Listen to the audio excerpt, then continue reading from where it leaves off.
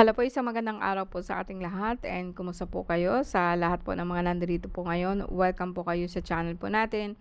And sa ngayon po ay nasa Aries na po tayo. And Aries born under March 21 hanggang April 19. And this is tawas number 6, May 15, 2026.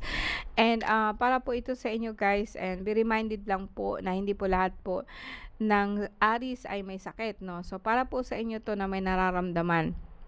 And if ever po na may nararamdaman po kayo, pwede po kayong tumawag sa akin. Ang aking FB account, ang aking phone number, nasa description po ng video ito. No? And nandoon po ang aking contact number para makontak ninyo ako. And ang FB account ko, pwedeng i-press lang po ninyo yun. Diretso na po kayo sa aking messenger po. And ito'y gusto ko lang i-share po sa inyo guys na hindi rin po ng lahat ng Aries ay may sakit, no? Kung sakasakali pong may nararamdaman ka, then you are in the right place. And pwede mo din pong tingnan po yung ibang Aries ko para mapagtagpi-tagpi po kung ano po nangyari po sa inyo. Alright? Okay, sa Aries ngayon, samahan po ninyo ako sa dasal.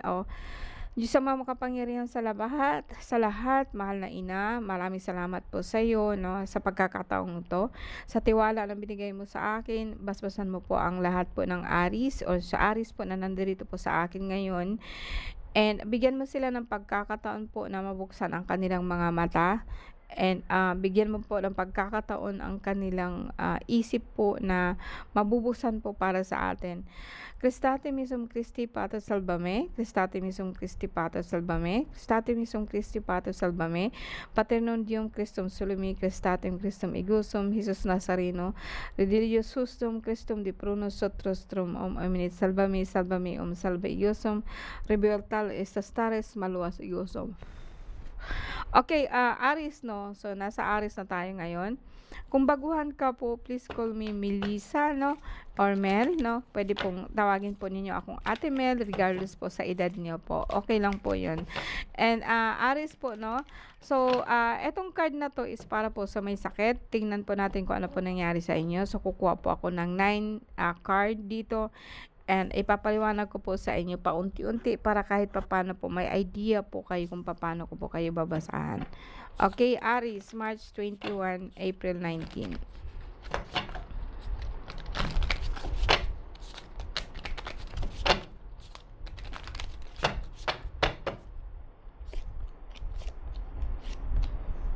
Okay, Aries, no? Okay, ang Aries sa ngayon, medyo maano ang Aries ngayon, no? Okay, dito naman po, no, makikita po ninyo ako na may 6 po ako, ano, 6 po actually na card.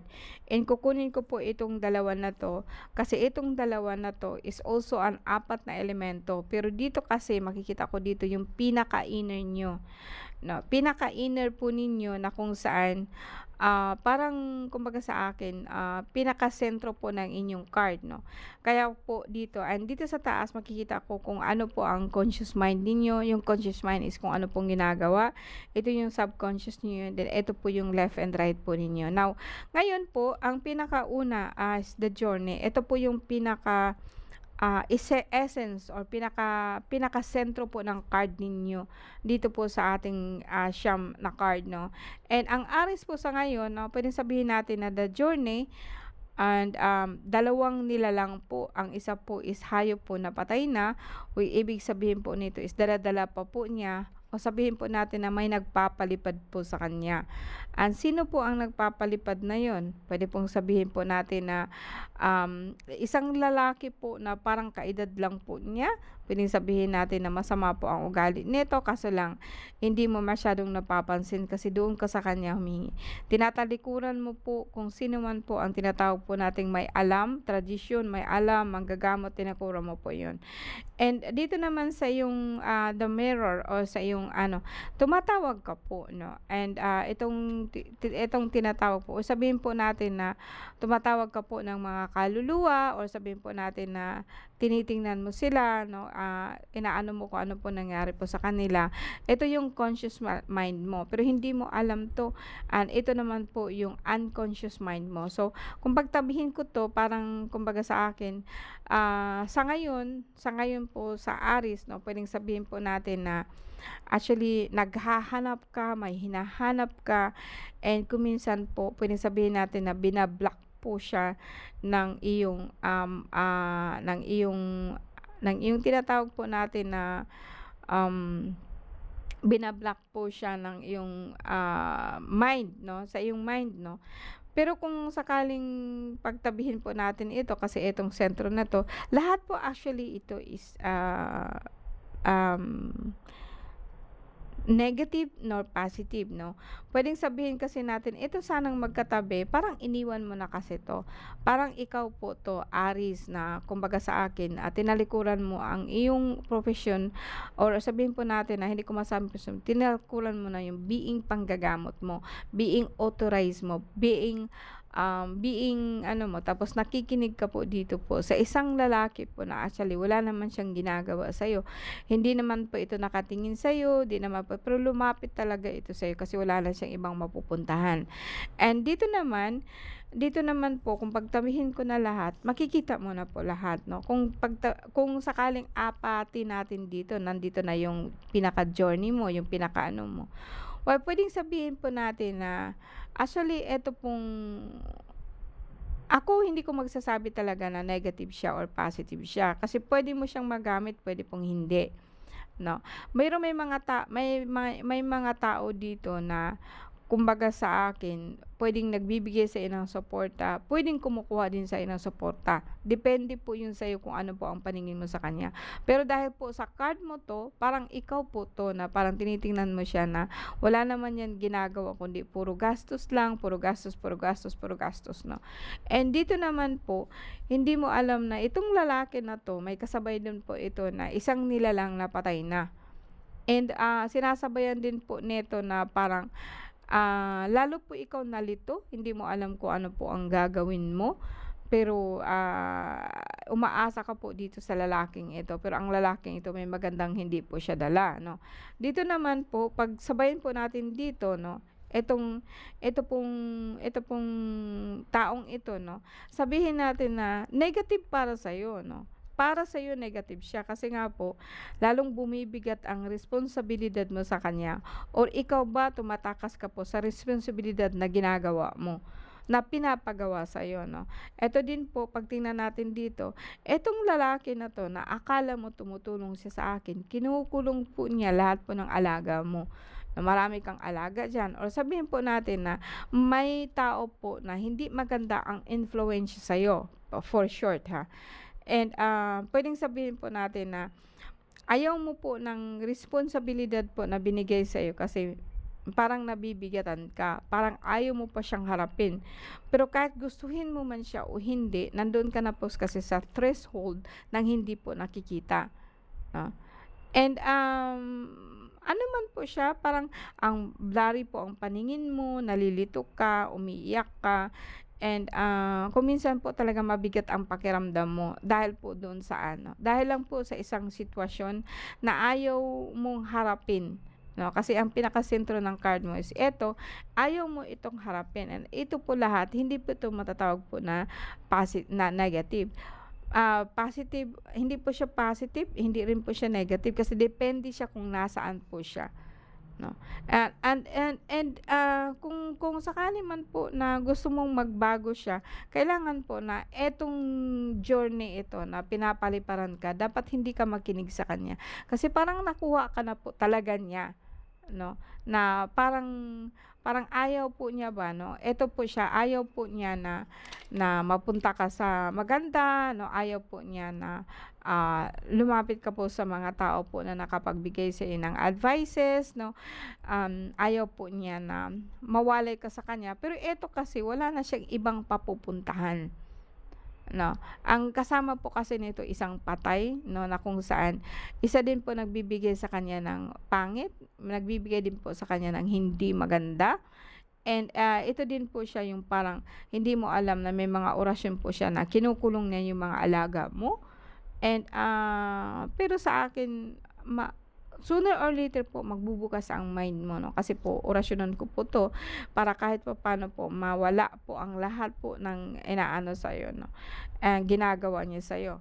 And, para po kahit papaano po ikaw mismo makakakita sa kanya 'no, ikaw mismo ang makakapag-ano sa kanya kung ano po ang ginagawa niya, okey? Now, dito naman po sa Aries 'no, tingnan natin kung ano po yung kahapon mo. Ang Aries kahapon 'to, yung mga nakaraan mo 'to Aries 'no, ang Aries mo is like, nagugutuman ka ba talaga nung nakaraan 'no? Puwedeng sabihin natin na ano, talaga pong nakaraan mo Aries is hindi siya maganda 'no. Puwedeng sabihin natin na ang sentro ng card mo is the Knight of Arrows, the Hawk 'no.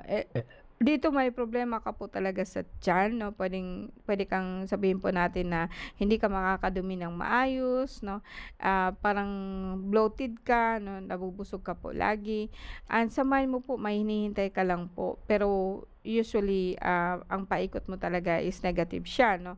May mga tao po na kumbaga sa akin 'no, alam mo dito may nakita akong tao na lumalapit sa'yo. And lumalapit sa'yo sa sinabi ko sa iyo na hindi po siya ano kasi wala na pong tumatanggap sa kanya. Walang tumatanggap sa kanya, wala na pong umaano sa kanya. And eto po talaga is hindi siya maganda 'no. Meron siyang bisyo na hindi po naaalis 'no. And etong bisyo sa kanya walang problema kahit hindi siya makakain, kahit hindi pa siya maaano. And meron po siyang hawak na orasyon o tinatawag po natin na ano ba, parang may tinatawag po siya na ano, yung parang tinatawag natin na ano, yung libreta 'no, na kung saan bungo po ang laman 'no. Dito naman sa kabila 'no, mayroon akong kaluluwa 'no, na kung saan kung minsan nagtatago siya bilang ano, may nilalagay siyang bilo sa kaniyang ulo, hindi mo siya makikita kung sino siya. So, puwedeng sabihin natin talaga na eto at saka eto ngayon is hindi siya nagbabago, patuloy po ito ngayon. And, if not 'no,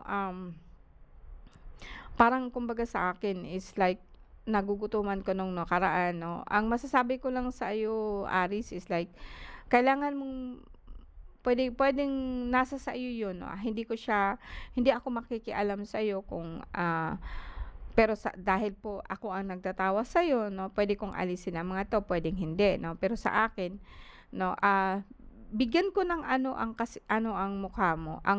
mukha mo or kung sino ka man ngayon Aries 'no, buksan ko ang iyong mga mata para makita mo ang mga ginagawa niya sa'yo. And ikaw mismo ang magde-decide para po sa kanya.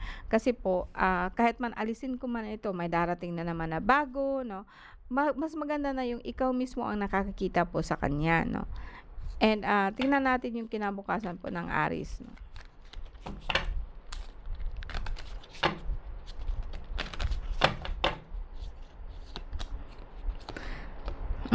Ang Aries 'no, ang ganda ng kinabukasan ng Aries 'no. Sabi ko na nga ba, ang Aries po ngayon hindi ko na talaga siya masisisi kung ano, kung hindi ko na siya masisisi kung, um, like sabihin po natin na, masama po ang kanyang kasalukuyan, yang kahapon, pero yung kinabukasan niya biglang nagbago po yun 'no. Alam ko naman po na may tumutulong sa iyo na may tumutulong po sa iyo na isang duwende, maliit po na tao and tinuring ka na po niyang pamilya. Kung aalisin ko po ito, parang siya po tutulong sa'yo hindi ko tutulungan kita dito sa dalawa, pero nasa sa iyo pa rin kung ano po ang pagdedesisyonan mo. Although nag-aasikaso ka po ng mga papeles mo papunta po ng ibang bansa 'no, and, dahil po pupunta ka ng mga, sa ibang bansa dahil po sa mga anak mo. Pero sa akin may nakita po ako ditong page officials 'no, meron nag-aalanganin ka po 'no, pero umaano ka pa rin, parang nabibighani ka pa rin po dun sa tinatawag po nating mga sandata po ng hindi po nakikita like anting-anting ano, and, tinatalikuran mo na po yung mga masasama. Mas darating ang panahon po, Aris na, harapin mo yung katotohanan po na kung sino at ano ka talaga para po kahit papaano po malabanan mo silang lahat 'no. It's useless for me na alisin ko lahat ang nasa sa iyo tapos hindi mo alam kung ano po nangyari sa iyo. Sabi ko nga sa inyo 'pag hindi po kayo lalapit sa akin, hindi ko po basta-basta aalisin ko ano pa, is useless for me, and then energy po, nababawas yung energy ko po ng hindi ko ano, maliban na lamang po talaga kung kailangan ko talagang alisin 'no. Ikaw po ang dapat na nakakaalam po nito lahat, na tutulungan lang kita po na mabuksan ang iyong isipan para kahit papaano po is maalis yung kung ano sa iyo. At habang nagsasalita ako, ginagawa ko na po yun lahat. And ang gusto ko sa iyo, Aris, is like, darating ang panahon na ikaw na rin po ang papalit po sa tao po na iniwanan mo, and, siya po ang dapat pong magbibigay sa iyo ng karapatan kung ano po ang pupuwede mong gawin. Okay, maraming salamat po sa inyo, Aris 'no, thank you very much po for being here 'no, and kita-kita po tayo sa susunod po.